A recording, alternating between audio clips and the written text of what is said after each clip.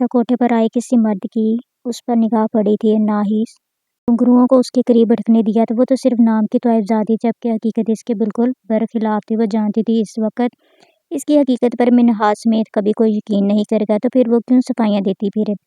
اپنی پاک بازی کی بکواس نہیں سننی مجھے، سچ سچ بتاؤ۔ ماورا کے منہ سے نکلے الفاظ منہاج درانی کی جلتی بھٹی میں پھینک گئے تھے۔ کیوں؟ ایک طائف کا سچ، اس کے علاوہ اور کیا ہو سکتا ہے؟ طائف زادی ہوں، بستروں کی زینت نہیں بنوں گی تو اور کیا کروں گی؟ ماورا خود اذیت سے بولتی، اپنی کلائی اس کی گرفت سے آزاد کرتی واپس جانے کے لیے مڑی تھی، جب اس کے وہاں سے پلٹنے سے پہلے ہی منہاج اس کی کمر میں بازو حمائل کرتا اسے اپنے بے حد قریب کر چکا تھا، اتنا کہ اس کی بسم کرتی گرم سانسیں ماورا کا چہرہ جھلسا گئی تھیں۔ ماورا نے شاک ہوتی نظروں سے منہاج کی جانب دیکھا تھا، آج تک وہ اس کے قریب نہیں آیا تھا۔ اس کی یہ حرکت ماورا کچھ لمحے سمجھ ہی نہیں پائی تھی۔ کمر پر محسوس ہوتی منہاج کی مضبوط گرفت غصے، خفگی اور خجالت کے مارے اس کا پورا چہرہ لال کر گئی تھی۔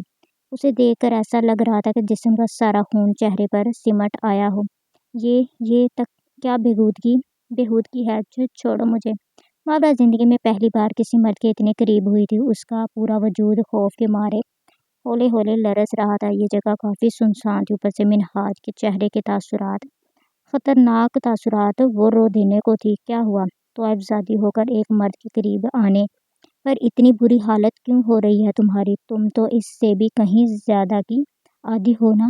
منہاج ہاتھ بڑھاتے تھوڑی سے تھام کر اپنے مزید نزدیک کر گیا تھا، اپنے چہرے پر محسوس ہوتے اس کے لمس پر ماورا کو جیسے کرنٹ چھو کر گزر گیا تھا۔ چھوڑو مجھے پلیز۔ ماورا کا پورا وجود ہولے ہولے لرزنے لگا تھا۔ اس نے منہاج درانی کا ایسا جارحانہ روپ آج تک نہیں دیکھا تھا۔ وہ اس کے ساتھ ایسا کیوں کر رہا تھا؟ ماورا سمجھ نہیں پا رہی تھی۔ منہاج نے بہت گہری نظروں سے ماورا کی آنکھوں سے آنسو ٹوٹ کر گرتے دیکھے تھے۔ اپنی گرفت میں موجود اس کے وجود کی لرزش وہ بآسانی محسوس کر پا رہا تھا۔ ماورا کی یہ کیفیت دیکھ کر اسے عجیب سا سکون ملا تھا۔ اس لڑکی کی حقیقت کچھ اور تھی، وہ نہیں جو وہ اس کے سامنے ظاہر کر رہی تھی۔ بہت جلد تمہاری قیمت لگانے تمہارے کوٹھے پر جاؤں گا، خود کو تیار رکھنا میرے لیے۔ جس بکاؤ مال کو حلال طریقے سے اپنے نام لگوانا چاہتا تھا، اب اسے اس کی اوقات کے مطابق حاصل کروں گا، کیونکہ تم جس روپ میں بھی صحیح، چاہے ایک طائف زادی ہو یا پاکیزہ، تمہیں آنا صرف منہاج درانی کی دسترس میں ہی ہوگا۔ یہ بات اپنے دماغ میں اچھی طرح سے بٹھا لو۔ تمہیں چاہنا میری زندگی کا سب سے غلط فیصلہ تھا، مگر اپنے غلط فیصلوں کا درست سمت لے جانا مجھے بہت اچھے سے آتا ہے۔ منہاج نے ہاتھ بڑھا کر بے دردی سے اس کے گال پر پھسلے آنسو صاف کیے تھے اور اسے اپنی گرفت سے آزاد کرتا وہاں سے پلٹ گیا تھا۔ اس کے الفاظ کے ساتھ ساتھ اس کا عمل بھی کافی سختی لیے جارحانہ تھا۔ ماورا تو سمجھ رہی تھی کہ منہاج درانی اسے اس کی غلطی کی سزا دے کر اب کبھی پلٹ کر اس کی جانب نہیں دیکھے گا، مگر یہاں تو ایک نیا امتحان اس کا منتظر تھا۔ ماورا سر پکڑتی وہیں پاس رکھے سکی بینچ پر جا بیٹھی تھی۔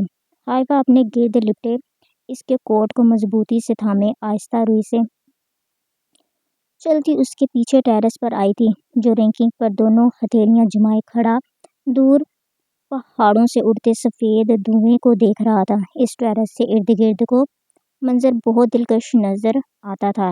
نیلا آسمان جو زیادہ تر بادلوں سے ڈھکا رہتا تھا اور اس کے نیچے ہریالی سے بلند و بالا خوبصورت پہاڑ جو اس کو مزید اضافہ کرتے تھے خوبصورتی میں۔ ٹیرس پر کافی زیادہ ٹھنڈ تھی۔ حائفہ اپنے یونیفارم کے ساتھ ساتھ ازمیر کا گرم کوٹ بھی اپنے گرد لپیٹے ٹھنڈ سے کانپ گئی تھی، جبکہ ازمیر بنا کسی گرم شے کے وہاں اتنے سکون سے کھڑا تھا جیسے فولاد کا بنا ہو، اس پر یہ موسم کی زیادتی اثر نہ کرتی ہو۔ حائفہ اس کی چوڑی پشت پر ایک نگاہ ڈال کر واپس جھکا گئی تھی۔ یہ کام کرنے کے پیچھے کیا مجبوری ہے آپ کی؟ کوئی مجبور کر رہا ہے ایسا کرنے پر یا پرسنل چوائس ہے؟ ازمیر بنا اس کی جانب پلٹے گمبھیر لہجے میں بولتا۔ حائفہ کے چہرہ طبق روشن کر گیا تھا۔ اس نے ایک رنڈ کھا کر اوپر دیکھا تھا۔ وہ کس کام کی بات کر رہا تھا؟ تو اس کا مطلب وہ اسے پکڑ چکا تھا۔ حائفہ اندر تک کانپ گئی تھی۔ وہ ملک ازمیر میران کی پرسنالٹی کے روب میں آ کر اپنی سوچنے سمجھنے کی صلاحیتیں کھو دیتی تھی، جیسا وہ اس وقت کر رہی تھی۔ کون سا کام؟ حائفہ نے بمشکل ہکلاتے हुए पूछा था, जिस पर अजमेर ने पलटकर बेख्तियार इसकी जानब देखा था, जो खौफजदा सी सर झुकाए ऐसे खड़ी थी जैसे कोई बहुत बड़ा गुनाह सरजद हो गया हो। वेटरेस वाला काम कोई आप क्यों आप इसके अलावा भी कोई काम करती हैं? अजमेर सीने पर बाजू लपेटे सामने खड़ी ठंड और शायद खौफ से कांपती लड़की को देखने लगा था। उसके नॉर्मल अंदाज में बात करने पर इसकी ये हालत थी। अगर जो वो अपने असली रूप में होता तो इस लड़की ने तो बेहोश होकर यहीं गिर जाना था। नहीं, मेरा मतलब है, मैं सिर्फ यही यही काम करती हूँ। मेरी मजबूरी है, मैं अकेली रहती हूँ। मेरे माँ बाप की डेथ हो चुकी है। अपने लिए मुझे खुद ही सब कुछ करना पड़ता है, इसलिए मजबूरी के तहत ही सही घर से निकलना पड़ता है। आइफा ने हिकलाते बमुश्किल अल्फाज अदा किए थे, क्योंकि अजमेर की जांचती निगाहें उस पर टिकी हुई थीं। अगर इस वक्त वो नाटक कर रही होती तो एक लम्हा भी न लगता अजमेर को उसे पकड़ने में, मगर उसका ये खौफ, अजमेर से बात करते लरजना, लड़खड़ाना, ये सब नेचुरल था, जिसकी वजह से उसके मुंह से निकलने वाला झूठ भी सच ही मालूम हो रहा था। वो खुद भी हैरान थी कि भला वो एक शख्स से इतनी खौफजदा कैसे हो सकती थी। उसका सारा कॉन्फिडेंस, खुद एतमादी कहाँ चला जाता था जब वो अजमेर मेहरान के सामने आती थी। हालांकि इसने हमेशा हैफा से नरमी से बात की थी, मगर इसका नरमी लिए अंदाज भी इतना दहशत भरा होता था कि हाइफा के हाथों के तोते उड़ना नॉर्मल बात थी। तो इसके अलावा आपको कोई जॉब नज़र नहीं आई जिस जॉब में ड्रेसिंग ही ऐसी हो? आपको क्या लगता है वहाँ आपको इज्जत मिल पाएगी? अजमेर उसका खौफ कम करने के लिए ज़रा नरमी भरे लहजे में बात कर रहा था, मगर हाइफा का खौफ हनूस था। उसकी बात के जवाब में हाइफा ने सिर्फ नफी में सर हिलाया था। क्वालिफिकेशन क्या है आपकी? अजमेर को न जाने क्यों इस लड़की से हमदर्दी महसूस होने लगी थी। इस बात से अनजान के आगे यही हमदर्दी उससे उसका सब कुछ लूटने वाली थी। बीए। अब की बार भी सर झुकाए मुख्तसर जवाब मिला था। हाइफा में हिम्मत नहीं थी उस शहर की मकनातीसी निगाहों में देखने की, जो मुकाबले को खुद में जकड़ने की पूरी सलाहियत रखती थी। मेरे पास जॉब करेंगी? अजमेर ने उसकी मासूम सूरत देखकर ऑफर की थी, क्योंकि उसकी सोच के मुताबिक इस लड़की का ये गैर मामूली हुस्न उसे किसी बहुत बड़ी मुश्किल से दोचार कर सकता था। और ऐसी जॉब जहां उसे रोज़ न जाने कितने नामहरम मर्दों से वास्ता पड़ना था, उसके लिए सेफ बिल्कुल भी नहीं थी। कैसी जॉब? हाइफा ने घनेरी पलकों की झालर उठाकर उसकी जानब देखा था, जो अब पॉकेट में दोनों हाथ डाले खड़ा उसी की जानब देख रहा था। हाइफा ने जज्बस होते फौरन निगाहें झुका ली थीं। अजमेर चंद कदम अपनी जगह से आगे बढ़ा था। हाइफा की निगाहें उसके पैरों पर थीं। उसकी पेशकदमी पर हाइफा का दिल लरस गया था। धड़कते दिल के साथ वो अपनी जगह पर खड़ी रही थी। ये मेरा कार्ड है, कल इस पर लिखे एड्रेस पर पहुंच जाइएगा। अजमेर के करीब आने का मकसद सिर्फ उसकी जानिब कार्ड बढ़ाना था। हाइफा ने हाथों की कपकपाहट पर काबू पाने की नाकाम कोशिश करते उसके हाथ से कार्ड पकड़ लिया था। उसके कार्ड लेने पर अजमेर वापस पलटा था। सर, आपका कोट। हाइफा को एकदम ख्याल आया था कि इतनी देर से वो इतनी ठंड में ऐसे ही खड़ा था, और जिस कोट को अपने गिर्द सख्ती से दबोचे कर लपेटे हुए है, वो उस शख्स को लुटाना भी है। इसकी पुकार पर अजमेर के कदम थमे थे। इसने निगाहें घुमाकर हाइफा की जानिब देखा था।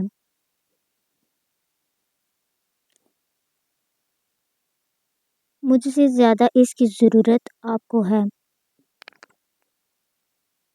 सर्द सपाट लहजे में उस पर गहरा तंज करते वो वहाँ से निकल गया था, जबकि हाइफा न जाने कितनी देर वहाँ साकत सी खड़ी उसकी मशहूर कुन खुशबू की महक फिजा में महसूस करती रही थी। कितनी खुशकिस्मत होगी ना वो लड़की, जिसकी किस्मत में ये शानदार मर्द का गया होगा। हाइफा हसरत भरी नजरों से स्याह बादलों से ढके आसमान की जानब देखते बोलती, थके थके कदमों से चलती वहां से आई थी, क्योंकि अब एक इस शख्स के चले जाने से ये हसीन मंजर भी अधूरा लगने लगा था। जुनेशा, तुम्हें HOD सर अपने ऑफिस में बुला रहे हैं। वो क्लास लेकर निकली ही थी जब ये पैगाम मिलने पर इसने अपने कदमों को ऑफिस की सिमत बढ़ा दिया था। इसका बॉडीगार्ड भी साइक की तरह उसके साथ साथ ही था।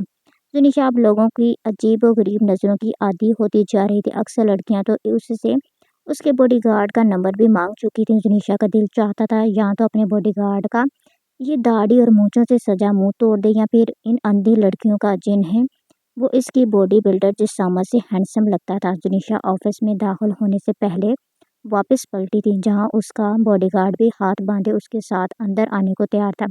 अब एचओडी के ऑफिस में भला मुझे क्या खतरा हो सकता है? खामोशी से यहीं खड़े रहो, जुनिशा ने पलट कर मुजम्मल को सख्त निगाहों से वार्न किया था, जिस पर हैरत अंगेज तौर पर वो इस बात में सर हिलाता पीछे होता दीवार के साथ सर टिकाता खामोशी से खड़ा हो गया था। जुनिशा उसकी इतनी फर्मा बरदारी पर मुंह खोले उसे देखे गई थी। इसका मतलब ये डांट कर कही जाने वाली बात समझता है, अब इससे ऐसे ही पेश आना पड़ेगा।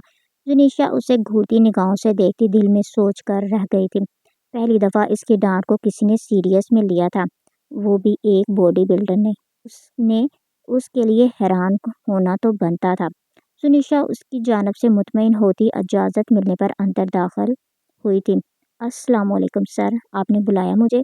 जुनिशा बिना इर्द गिर्द देखे एचओडी के टेबल से फासले पर रुकती उनसे मुखातिब हुई थी। जी मिस जुनिशा, मिस्टर मलिक जुहान आपसे मिलना चाहते थे, इसलिए यहाँ बुलाया आपको। सर ने हाथ के इशारे से उसका ध्यान दाएं जानब बड़े शहाना अंदाज में सोफे पर विराजमान मलिक जुहान की जानब किया था। सोफे पर विराजमान मलिक जुहान की तरफ किया था, जबकि इनकी बात पर जुनिशा ने से गर्दन मोड़ना मुश्किल हो गया था। उसे लगा जैसे वो अपनी जगह पर पत्थर की हो चुकी है, अब कभी यहाँ से हिल नहीं पाएगी। आप बात कर ले, मेरी एक बहुत इम्पोर्टेंट क्लास है, मैं ज़रा वो अटेंड कर लूँ। एचओडी जुहान से ऐसे मुखातब जैसे उनकी बहुत अच्छी जान पहचान हो। जुनिशा ने सर को बुलाना चाहा, मगर उसकी ज़ुबान कोई अल्फाज अदा करने से कासिर थी। उसने पलट कर वहाँ से जाना चाहा, जब जुहान के कमरे में गूंजती गंभीर आवाज़ उसके कदम वहीं जकड़ गई थी। कैसी हो? अपनी शादी टूटने का शौक ख़त्म हुआ या नहीं? जुहान अपनी जगह पर ही विराजमान उससे मुखातिब था। जुनिशा ने नज़रें उठाकर उसकी जानब देखा था, जो पहले ही दिलचस्पी भरी निगाहें उसकी स्याह शॉल में मुकीद उदिया चेहरे पर गाड़े हुए था। जुनिशा उसके देखने के अंदाज पर जी जान से लरज़ गई थी। उसने दिल ही दिल में अपने बॉडीगार्ड को सलवातों से नवाजा था, जिसने अभी ही उसकी बात मानी थी जब अंदर ये जिल्लाद मौजूद था। आप क्यों आए हैं यहाँ? मुझे कोई बात नहीं करनी आपसे, ना ही मैं आपको इस काबिल समझती हूँ।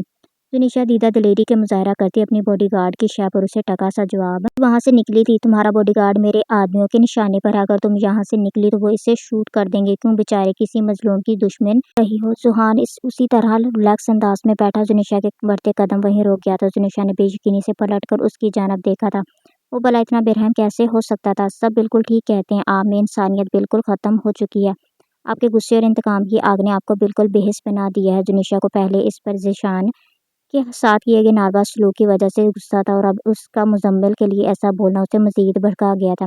जुहान बिना उसकी किसी बात पर गुस्सा किए दिलचस्पी से इसका ये नया रूप अपने सामने देख रहा था, जैसे वो भूल चुकी हो कि उसके सामने मलिक जुहान था, जो खुद से ऐसे बात करने की इजाज़त किसी को नहीं देता था। दूसरों की राय की मुझे कतई परवाह नहीं, तुम अपना बताओ, तुम क्या राय रखती हो मेरे बारे में?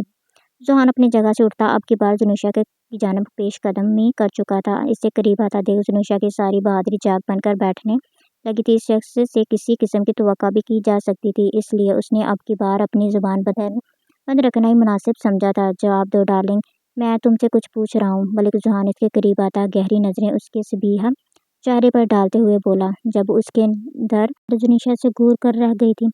मैं ऐसे ज़ालिम शख्स के लिए कोई राय रखना ही नहीं चाहती, जिसके लिए अपनी ज़िद और नफ़रत सबसे बढ़कर कुछ ना हो, जो सिर्फ अपनी दिली तस्कीन की खातिर लोगों को नुकसान पहुंचाता है। जुनिशा के बाकी अल्फाज भी मुंह में ही रह गए थे, जब जुहान ने उसके होंठों पर मजबूत हथेली जमाते उसके अल्फाज वहीं दबा दिए थे। जीशान का नाम मैं अब तुम्हारे मुँह से कभी न सुनूं। शादी टूट गई ना, अब कोई तलक नहीं बचता तुम्हारा इससे, so next time be careful. जुहान उससे लाल आंखों से घूर कर अच्छे से बावर करवाता हथेली उठा गया था, जबकि इसके इस इस्तकाक भरे अमल पर जुनिशा का पारा चढ़ा था। वो होता कौन था बिना इजाज़त उसे छूने वाला? आप अपनी लिमिट्स में रहें, मेरी मर्जी, मैं जिसका नाम लूँ, जिसके बारे में मर्जी बोलूँ। आप होते कौन है मुझ पर हुक्म चलाने वाले?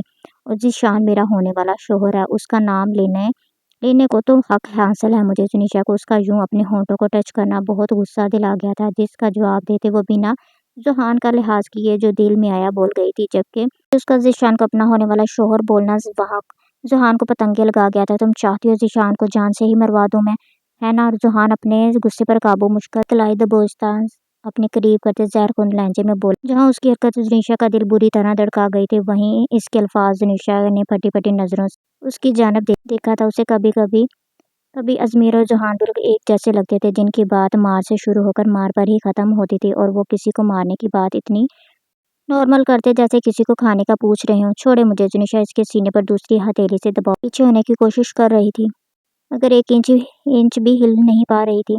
ऐसा तो नामुमकिन है मेलोडी, तुम्हें ही तो नहीं छोड़ सकता तुम्हारा वो जाना भाई। समझता ही नहीं, मगर लगता है मुझे बहुत जल्द समझाना पड़ेगा, और तुम्हें भी, तुम पर अपने नाम की मोहर लगाकर, ताकि तुम किसी घामड़ का नाम लेकर मेरे गुस्से को मजीद हवा न। पूरे मेरान पैलेस में एक तुम ही हो जिसके चाहने के बावजूद मैं नफरत नहीं कर पाया। जोहान इसकी शाल से निकले घने बालों की लट को कान के बीच से उड़ेजते बोला। जुनिशा ने उसके हाथ को दूर झटका था, जिस पर इसकी कलाई पर जोहान की गिरफ्त मजीद तेज हुई थी। आप मुझे हर्ट कर रहे हैं। जुनिशा को इसके सख्त गिरफ्त में अपनी कलाई जलती महसूस हुई थी। जोहान जो गुस्से में भूल गया था, उसके मुकाबले उसकी जुनिशा मेरान है, जिसे तकलीफ पहुँचाने का वो सोच भी नहीं सकता। इसने फ़ौरन गिरफ्त ढीली कर दी थी, मगर आज़ादी अभी भी नहीं बख्शी थी। तुम्हें देखने के साथ साथ तुम्हें यहाँ कुछ बताने भी आया था। जुनिशा की आंखों में आंसू देख जोहान ढीला पड़ गया था। शायद ये लड़की और इसके ये आंसू ही उसकी ज़िंदगी की वाहद कमज़ोरी थी, जो बात जाने के बावजूद भी जोहान खुद को इससे अनजान रखना चाहता था। बावजूद तुम और शायद मेहरान पैलेस का हर फर्द ये बात भूल चुका है कि तुम मेरी मांग हो, मगर मैं बिल्कुल भी नहीं भूला। तुम बचपन से मेरे नाम लगाई गई हो, सिर्फ मेरी हो, तुम पर सिर्फ मेरा हक है। ये बात खुद को अच्छे से अजबर करवा लो। और रही बात मेरान पैलेस वालों की, तो इन्हें ये बात बहुत जल्द मैं खुद ही अच्छे से समझाने वाला हूँ। वो समझ रहे हैं ये एक गार्ड रखकर वो मुझसे तुमसे दूर रख पाएंगे। अजमेर मेरान को कह देना ऐसे हज़ारों लाखों भी ले आए तब भी मुझे तुमसे दूर नहीं रख पाएगा। जोहान उसका मुलायम गाल हो थोड़े से तपतपाता उसकी कलाई आज़ाद कर गया था। जुनिशा जल्दी से पीछे हटी, दरमियान में फासला बना गई थी। उसकी इस फुर्ती पर जोहान ज़ेरे लब मुस्कुराया था। अब जितनी एहतियात तदबीर करनी है कर लो, क्योंकि बाद में ये सब नहीं कर पाओगे। जोहान इसे जिताती नज़रों से देखते पलटा था। जब अपना आप मुझसे और मेरे ख़ानदान से इतनी नफ़रत करते हैं, तो अब भी मेरे साथ वो रिश्ता कायम क्यों करना चाहते हैं? ऐसे रिश्ते तो मोहब्बत की बुनियाद पर रखे जाते हैं, नफ़रत की बुनियाद पर नहीं। जुनिशा उससे कुछ उगलवाना चाहती थी जो शायद उसके बेचैन दिल को करार बख्श जाता, मगर जोहान को अपनी ज़िंदगी का हर रिश्ता नफ़रत की बुनियाद पर रखना ही आता है। मेरान पैलेस के हर फर्द से नफ़रत करता हूँ मैं, शायद नफ़रत शदीद समझना कि मलिक जोहान मोहब्बत करता है तुमसे, ऐसा बिल्कुल भी नहीं है। मेरान पैलेस की चहेती सिवाय तुम्हारे, मगर इसका ये मतलब जुनिशा मेरान मलिक जोहान की मोहब्बत के काबिल नहीं हो सकती। इस खुश फहमी को अपने दिल में जगह मत देना। तुम्हें असल हासिल करना सिर्फ मेरी ज़िद है। मेरी गैरत गवारा नहीं करती मेरी मांग किसी और की झोली में डाल दी जाए। मैं अपनी शय ख़राब करके फेंकने का हौसला रखता हूँ, मगर किसी और का होता हुआ नहीं देख सकता। तुम तो फिर एक जीती जागती इंसान हो, तुम्हें कैसे अपने दुश्मनों के पास देख सकता हूँ? जोहान पल भर में अपनी निगाहों में उसकी हैसियत ज़ाहिर करता उसे आसमान से ज़मीन पर पटक गया था। उसके गालों पर बहती आंसुओं की लड़ियाँ देखे बिना वो वहाँ से जा चुका था, जबकि जुनिशा कितने ही लम्हे अपनी जगह से हिल भी नहीं पाई थी। उसकी आंखों से आंसुओं का ना ख़त्म होने वाला सिलसिला जारी हो चुका था। वो जानती थी मलिक जोहान संगदिल, जालिम, बेहिस और घमंडी इंसान है, जो उससे मोहब्बत होने के बावजूद नहीं बोलेगा कि उससे मोहब्बत करता है। मगर आज जो लफ्ज़ उसने अदा किए थे, जुनिशा अपना दिल छन्नी होने से नहीं रोक पाई थी। वो बेदर्दी से अपने आंसू साफ करती, खुद को काफ़ी हद तक कंपोज करती ऑफिस से निकल आई थी, जहाँ मुजम्मिल खड़ा उसके इंतज़ार में था। इडियट, कैसे बॉडीगार्ड हो तुम? तुम्हें लाला ने इसीलिए रखा है ना कि फुल टाइम मेरे साथ रहो? मैं इतनी देर से अंदर थी, सर भी ऑफिस से निकल गए थे। तुम्हें ज़रा ख्याल नहीं आया कि अंदर जाकर देख लूँ मैं किस जिलाद के पास फंसी खड़ी हूँ? लगता है सिर्फ बॉडी ही बनाई है, अकल नाम की चीज़ ही नहीं है तुम्हें। जुनिशा जोहान की सारी फ्रस्ट्रेशन मुजम्मिल पर निकालती गुस्से से बोलती आगे बढ़ गई थी, जबकि मुजम्मिल उसकी लाल आंखों पर एक निगाह डालता बिना कुछ बोले खामोशी से उसके पीछे चल दिया था। Good morning dad. Minhaj Durrani gym से निकलता सीधा ड्राइंग रूम में आया था, जहाँ शहाब दुरानी इसी के इंतज़ार में बैठे थे। वो इसके बगैर नाश्ता शुरू नहीं करते थे। गुड मॉर्निंग माय सन, آج زیادہ دیر نہیں لگا دی؟ شہاب درانی محبت بھری نظروں سے اپنے فٹ اور ہینڈسم کو دیکھتے بولے۔ سوری آپ کو ویٹ کرنا پڑا، آئیے ناشتہ کرتے ہیں۔ منہاج انہیں اتنی دیر سے انتظار میں بیٹھا دیکھ شرمندہ سا ہوا تھا۔ وہ دونوں باتیں کرتے ایک سائڈ ڈائننگ ٹیبل کی جانب بڑھ گئے تھے جو ابھی ملازمین سجا کر گئے تھے۔ بوا جی کہاں ہیں؟ انہوں نے ناشتہ نہیں کرنا کیا؟ منہاج کو کلثوم بیگم کا خیال آیا تھا جو اس بڑے سے عالیشان بنگلے کا تیسرا فرد تھی۔ منہاج کی مدر کی کچھ عرصے پہلے ڈیتھ ہو چکی تھی، جس کے بعد اس کی بیوہ پھپھو کلثوم بیگم نے ہی درانی مینشن کا اچھے سے خیال رکھا تھا اور اب تک رکھتی آ رہی تھیں۔ شہاب درانی کے دو بیٹے تھے، بڑا منہاج درانی اور چھوٹا شہریار درانی۔ شہاب درانی کا شمار ملک کے نامور سرجن میں ہوتا تھا، وہ ہارٹ اسپیشلسٹ تھے۔ منہاج کی پیدائش کے بعد انہوں نے اس کے نام پر اپنا ایک ہاسپٹل تعمیر کروایا تھا جو ان کی محنت اور سچی لگن کی وجہ سے اب ملک کے ٹاپ ہاسپٹلز میں جانا جاتا تھا۔ میڈیکل کے ہر اسٹوڈنٹ کا خواب اسی ہاسپٹل میں پریکٹس کرنے کا ہوتا تھا۔ شہاب درانی اب وہاں ہارٹ ٹرانسپلانٹ کے لیے جدید مشینریز لانے والے تھے جو پہلی بار یہاں کے کسی ہاسپٹل میں لائی جا رہی تھی، اس لیے وہ اب پہلے سے زیادہ اس کام میں مصروف تھے۔ منہاج بھی MBBS کا اسٹوڈنٹ تھا۔ شہاب درانی کی خواہش تھی کہ منہاج ان کے نقش قدم پر چل کر ان سے بھی بڑا ہارٹ اسپیشلسٹ بنے۔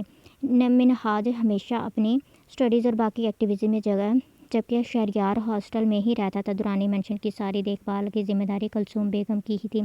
ان کی طبیعت کچھ ٹھیک نہیں تھی تو پہلے ہی ناشتہ کے بعد وہ دوا لے کر سو گئی ہیں۔ تم سناؤ آج کل کہاں گم رہتے ہو؟ شہاب درانی نے گہری جانچتی نظروں سے اس کی جانب دیکھا تھا۔ وہ پچھلے ایک ہفتے سے نوٹ کر رہے تھے۔ منہاج کافی ڈسٹرب سا تھا، کچھ دنوں سے نہ صبح ناشتے کی ٹیبل پر ملتا تھا اور نہ ہی رات کو ڈنر کے ٹائم۔ 2 دن سے میٹنگ کے سلسلے میں دبئی گئے ہوئے تھے۔ کلثوم بیگم سے ہی انہیں پتہ چلا تھا کہ منہاج ٹائم پر گھر نہیں آ رہا تھا، جو بات ان کے لیے کافی فکر مندی کا باعث تھی۔ انہوں نے ہمیشہ منہاج کے ساتھ دوستانہ رویہ ہی رکھا تھا۔ ان دونوں کے درمیان باپ بیٹے کے رشتے سے زیادہ بے تکلفی تھی۔ شہاب درانی اس کی پریشانی کی وجہ جاننا چاہتے تھے۔ وہ چاہتے تھے منہاج ہمیشہ کی طرح اب بھی کھل کر ان سے اپنا مسئلہ شیئر کریں۔ اسٹڈی میں ہی بزی رہتا ہوں، آپ جانتے ہیں میڈیکل کی پڑھائی کتنی ٹف ہے۔ منہاج لاپرواہی بھرے انداز میں گویا ہوا تھا۔ یہ پڑھائی تو پچھلے 5 سالوں سے چل رہی ہے، اچانک اتنی ٹف ہو گئی؟ میرا بیٹا رات بھر گھر سے باہر رہنے لگ گیا۔ شہاب درانی جو جوس کا گلاس ہونٹوں سے لگاتے اس پر گہرا طنز کر گئے۔ منہاج نے جواباً مسکرا کر ان کی جانب دیکھا تھا۔ تو مطلب آپ سخت گیر باپ بننے کی کوشش کر رہے ہیں؟ منہاج جانتا تھا وہ اس سے کتنا پیار کرتے ہیں، اس کے چہرے پر دکھ کا شائبہ تک نہیں دیکھ سکتے تھے، اس لیے وہ اپنے اندر کی اذیت ان سے چھپاتا ان کی بات مذاق میں اڑا گیا تھا۔ مگر یہ بھی سچ تھا کہ منہاج درانی بہت ڈسٹرب تھا۔ وہ محبت کا روگ لگا بیٹھا تھا جس کی تکلیف کسی پل اسے چین نہیں لینے دے رہی تھی۔ وہ نہ چاہنے کے باوجود اس دھوکے باز لڑکی کو اپنے دل سے نہیں نکال پا رہا تھا۔ اس کی اصلیت جان لینے کے بعد بھی وہ اس سے نفرت نہیں کر پا رہا تھا۔ کاش سخت گیر باپ بن کر ہی اپنے لاڈلے کو کہ اس اداس چہرے کی رونقیں واپس لے آتا جو پچھلے 2 مہینوں میں بہت بڑھ گئی تھی۔ مجھے تو لگتا ہے میری ہی نظر لگ گئی تھی تمہیں۔ شہاب درانی باپ بیٹے کی مصنوعی ہنسی کے پیچھے چھپی تکلیف بآسانی دیکھ پا رہے تھے۔ پاپا پلیز، آپ ایسا کیوں بول رہے ہیں؟ میں بالکل ٹھیک ہوں، صرف اسٹڈی کا سٹریس ہے اور کچھ نہیں، فائنل ایئر چل رہا ہے اس لیے۔ منہاج اب قدرے سنجیدگی سے بولا تھا۔ اس لڑکی سے کب ملوا رہے ہو؟ شہاب درانی نے بات کا رخ اسی سائڈ موڑا تھا جہاں وہ لے جانا چاہتے تھے جب نوالا منہ کی جانب لے جاتا۔ منہاج کا ہاتھ ساکت ہوا تھا۔ کبھی بھی نہیں، بہت غلط راستے پر چل نکلا تھا میں، مگر اللہ کا شکر ہے وقت رہتے سنبھل گیا میں۔ بابا مجھے یونی کے لیے لیٹ ہو رہا ہے، شام میں ملاقات ہوتی ہے۔ منہاج سرد تاثرات کے ساتھ جواب دیتا وہاں سے اٹھ گیا تھا۔ حائفہ نے اپنی اندرونی گھبراہٹ پر قابو پاتے سامنے کھڑی بڑی سی عمارت کے اندر قدم رکھا تھا۔ وہاں لوگوں کی بھیڑ لگی ہوئی تھی، سب اپنے اپنے کاموں میں مصروف آ جا رہے تھے، کسی کو دوسرے کا ہوش نہیں تھا۔ حائفہ کا بچپن سے لے کر اب تک کا وقت کوٹھے پر ہی گزرا تھا۔ اگر وہ وہاں سے نکلی تھی تو صرف پڑھائی کے لیے، اس کے علاوہ نہ کہیں گئی تھی، نہ ایسی جگہوں پر لوگوں سے ڈیل کرنا اسے آتا تھا۔ یہ سب اس کے لیے نیا تھا۔ مگر اس کی گھبراہٹ یہ بھیڑ نہیں بلکہ ازمیر میران سے سامنا تھا۔ چھوٹے چھوٹے قدم اٹھاتی وہ ریسپشن کی جانب بڑھی تھی۔ اس نے خود کو سیاہ شال میں لپیٹ رکھا تھا جس سے صرف اس کا سندر مکھڑا ہی جھانک رہا تھا۔ سیاہ رنگ میں اس کی دودیا رنگت مزید دھمک رہی تھی، بنا میک اپ کہ اس کا حسن مزید نکھر کر سامنے آتا تھا۔ ریسپشن پر کھڑی لڑکی جو پہلے تو اس کے حلیے کی وجہ سے اسے عجیب نظروں سے گھورتی رہی تھی، اس کے نام بتانے پر اسے ازمیر کے آفس کی سمت جانے کا اشارہ کر دیا۔ شاید ازمیر اس سے پہلے ہی آگاہ کر چکا تھا۔ اس لڑکی نے ازمیر کا آفس اوپر والے پورشن پر بتایا تھا جہاں جانے کے لیے سب لوگ الیکٹرک اسٹائرز کا استعمال کر رہے تھے۔ ہائفا نے آج تک اس اسٹائرز کا یوز نہیں کیا تھا۔ اس نے باقی سب کو دیکھتے جھجکتے ہوئے پیر اس پر رکھ دیا تھا۔ وہ ہولے سے لڑکھڑائی تھی مگر سائڈ پر بنی سپورٹ کا سہارا لیتے اس نے خود کو گرنے سے محفوظ رکھا تھا۔ کس مصیبت میں پھنس گئی ہوں میں، ہائفا کو خجالت سے محسوس ہونے لگی تھی۔ اگر اسے یہاں ازمیر میران کے ساتھ کام کرنا پڑا تو وہ یہاں سروائیو کیسے کرے گی؟ اپنے خیالوں میں کھوئے وہ بھول گئی کہ اسے ان اسٹائر سے اترنا بھی ہے۔ جبکہ اچانک اوپر پہنچ جانے کا احساس ہوتے وہ بکھلا گئی تھی۔ خوف کے عالم میں پیر پھنس جانے کے ڈر سے اس نے فرش پر پیر جمانے چاہے تھے مگر وہ بری طرح لڑکھڑا گئی تھی۔ اس سے پہلے کہ وہ کھڑی قد سے پیچھے جا گئی تھی، کسی نے اسے گرنے سے بچانے کے لیے اس کی کلائی تھام کر اپنی جانب کھینچ لیا تھا۔ اگلے ہی لمحے ہائفا کسی مضبوط باہوں کے حصار میں تھی۔ وہ اس وقت اس قدر خوف کے زیر اثر تھی کہ کچھ لمحے اس کا دماغ کچھ سمجھ ہی نہیں پایا تھا، لیکن جیسے ہی اپنے گرد کسی کی باہوں کا حصار محسوس ہوا، وہ لمحے کے 1000ویں حصے میں اس سے جدا ہوئی تھی۔ بنا شکل دیکھے وہ اپنی سانسوں میں اترتی مہک سے ہی پہچان گئی تھی کہ مقابل شخص کون ہے۔ آپ ٹھیک ہیں؟ ازمیر اس کا زرد پڑتا چہرہ دیکھ کر فکر مندی سے بولا تھا۔ وہ اس کے خوف کی وجہ سمجھ گیا تھا۔ ہائفا سر اس بات میں ہلاتی واپس جھکا گئی تھی۔ آئے میرے ساتھ۔ ازمیر اسے نرمی سے اپنے ساتھ آنے کا کہتا اپنے آفس کی جانب بڑھ گیا تھا۔ وہ اس وقت آفس کا وزٹ کرنے نکلا ہوا تھا جب اس کی نظر ہائفا پر پڑی تھی۔ وہ اسی کی جانب آ رہا تھا۔ جب اسے نیچے گرتا دیکھ وہ خود کو اسے تھامنے سے نہیں روک پایا تھا۔ ہائفا اس کی چوڑی پشت کو گھورتی اس کے پیچھے چل دی تھی۔ جب ازمیر نے جدید آرائش سے بنے ایک شاندار آفس میں قدم رکھا تھا، ہائفا تو اس کی بناوٹ دیکھ کر ہی پلکیں جھپکانا بھول گئی تھی۔ ازمیر بڑے سے شیشے کے ٹیبل کے پرے رکھی چیئر پر براجمان ہوتا اسے سامنے بیٹھنے کا اشارہ کر گیا تھا۔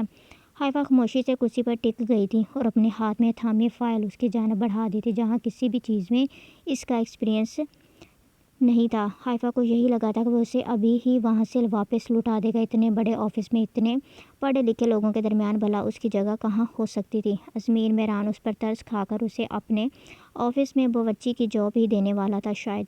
کیا آپ میرے آفس میں کام کرنا چاہیں گی؟ آپ کو یہاں مکمل عزت اور تحفظ ملے گا۔ آپ کو میری سیکورٹی کے طور پر جاب کرنی ہوگی اگر آپ اس میں کمفرٹیبل ہیں تو۔ ازمیر انگلیوں میں پین گھماتا اس سے مخاطب ہوا تھا۔ ہائفا نے حیرت بھری نگاہیں اٹھا کر اس کی جانب دیکھا تھا مگر اس کی نگاہیں خود پر مرکوز دیکھ وہ واپس سر جھکا گئی تھی۔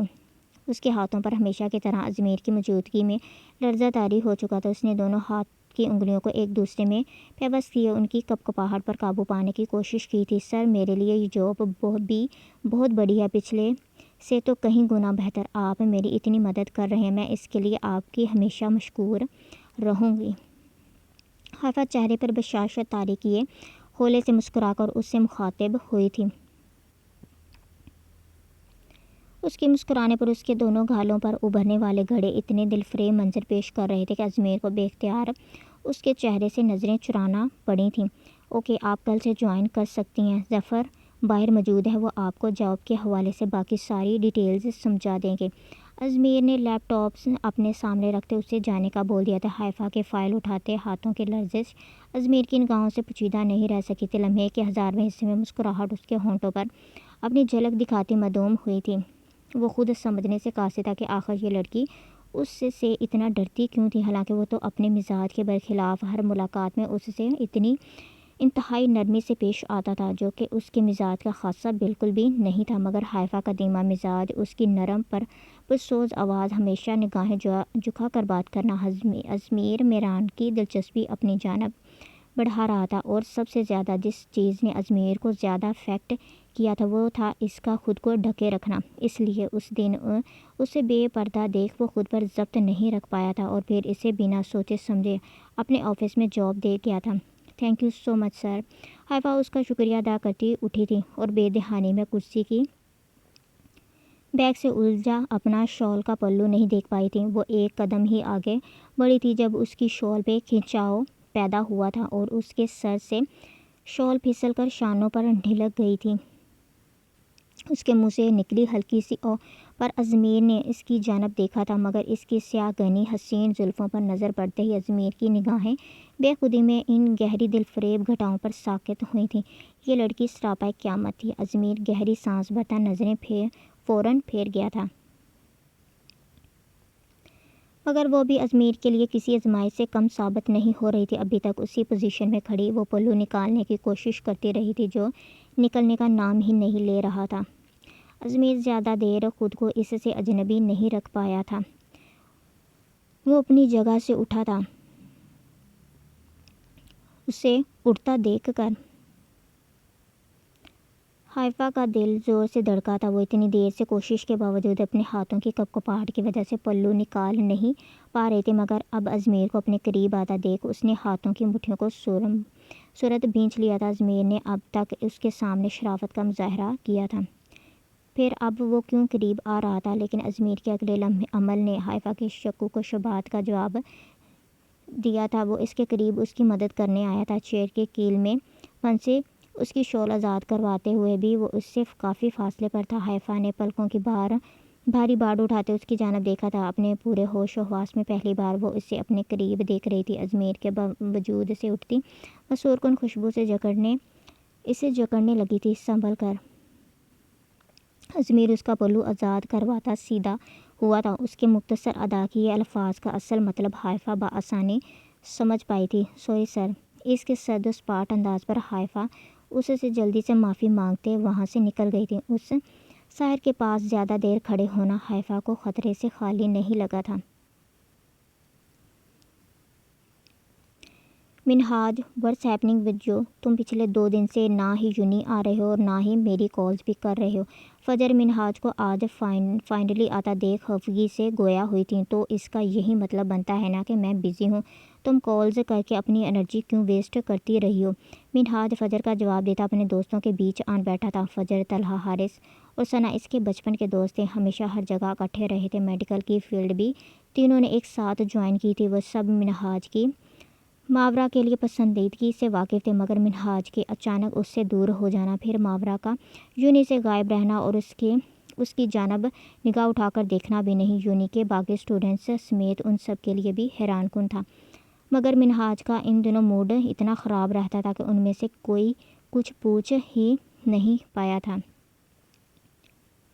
मिनहाज, तुम जानते हो यूनी में आजकल क्या चल रहा है? अब की बार सन्ना की ज़ुबान में खुजली हुई थी। क्या चल रहा है? मिनहाज लापरवाह अंदाज में टांग पर टांग चढ़ाए बोला।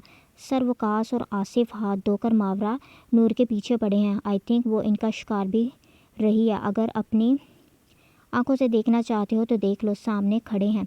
सना की बजाय तलहा ने तफसील से जवाब देते उसकी तवज्जो मावरा की जानब दिलवाई थी। मिनहाज ने फ़ौरन घूमकर उसकी जानब देखा था, जहां वाकई मावरा सर, वकास और आसिफ के साथ ही खड़ी हुई थी। उन दोनों की रेपुटेशन पूरी यूनी में बहुत ख़राब थी। जो लड़कियां उनके करीब नज़र आती थीं, अगले चंद हफ्तों में वो लड़कियां यूनी से लापता हो जाती थीं। इन दोनों के ख़िलाफ़ बहुत से केसेस चले थे। इन्हें यूनी से निकाला भी गया था, मगर हर तरह की इन्वेस्टिगेशन के बाद भी इनके ख़िलाफ़ कोई ठोस सबूत नहीं मिल पाया था। कुछ वक्त केस चलने के बाद इन्हें बाइज्जत तरीके से इस मामले से बरी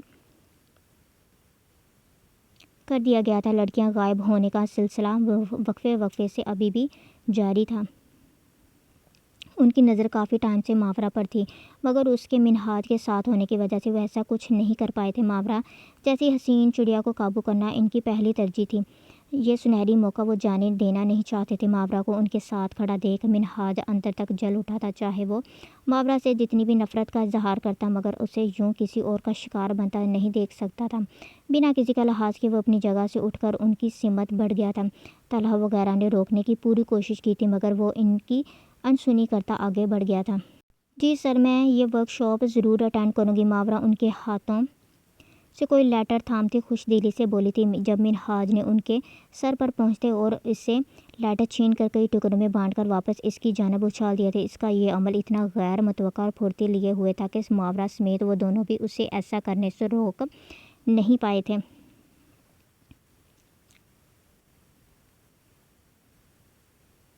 یہ کیا بدتمیزی ہے منہاج!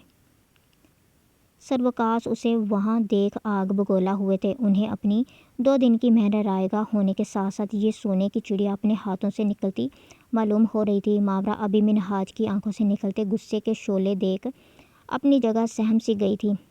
ابھی تو بہت تمیز سے آیا ہوں، اس لڑکی سے دور رہو تم دونوں، ورنہ تمیز اور لحاظ تو بھولوں گا ہی صحیح، بلکہ تم دونوں کبھی اس جگہ بھٹک بھی نہیں پاؤ گے۔ اپنی سلامتی چاہتے ہو تو اس سے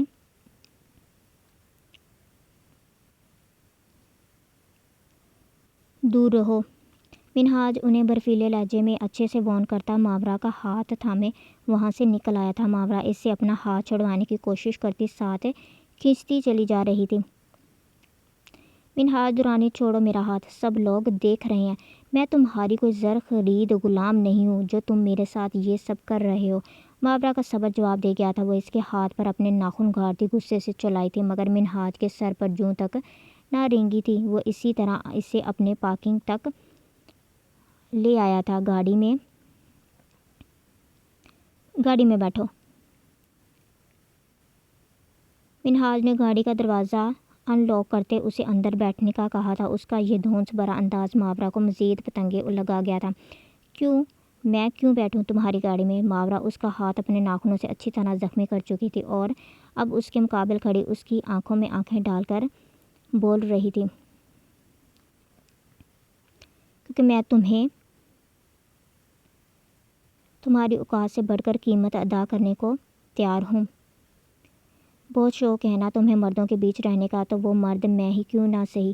میں تمہارے اس کرامت خان کو تمہاری منہ مانگی قیمت ادا کر چکا ہوں، اب تمہیں میرے ساتھ چلنا ہی ہوگا، تم انکار نہیں کر سکتی۔ منہاج کو ماورا پر بہت غصہ آ رہا تھا کہ وہ ان کے بارے میں سب جانتے ہوئے بھی ان گھٹیا لوگوں کے پاس کھڑی ہی کیوں تھی۔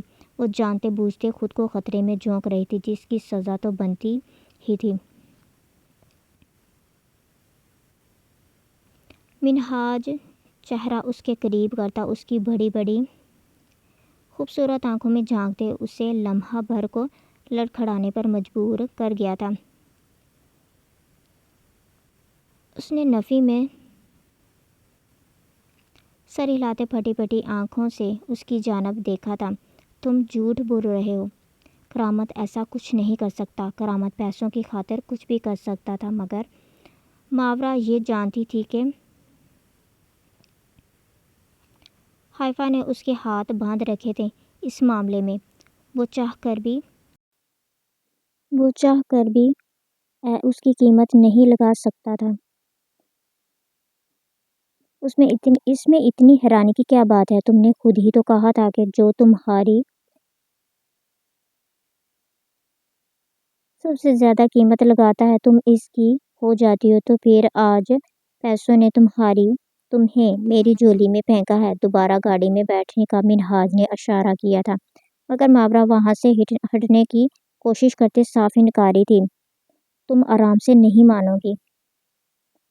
منہاج ہونٹ بھیجے کچھ پل کا ویٹ کرتا رہا تھا، مگر اسے کچھ پل ٹس سے مس نہ ہوتا دیکھ آگے بڑھ کر اسے اپنی باہوں میں اٹھا کر گاڑی کے اندر بٹھا گیا تھا۔ ماورا سکتے کی کیفیت میں اس کی یہ حرکت دیکھے گئی تھی، جو اب خود فرنٹ سیٹ پر آن بیٹھا تھا۔ ماورا نے دروازہ کھولنا چاہا، مگر وہ پہلے ہی لاک کر چکا تھا۔ ماورا کو یکدم منہاج سے خوف محسوس ہونے لگا تھا، جو ہونٹوں پر سٹی کی کوئی شوق سی دھن بجاتا نگاہیں سامنے روڈ پر مرکوز کیے ڈرائیونگ میں تھا، مصروف تھا۔ ماورا تو اسی چیز میں الجھی ہوئی تھی کہ آخر کرامت خان اس کا سودا کیسے کر سکتا تھا، لیکن وہی اس کا لالچی شخص سے کسی بھی بات کی امید کی جا سکتی تھی۔ یہ خیال آتے ہی ماورا کا پورا وجود لرز اٹھا تھا۔ اس کا نازک وجود منہاج دورانی کا مقابلہ کر پانے سے قاصر تھا۔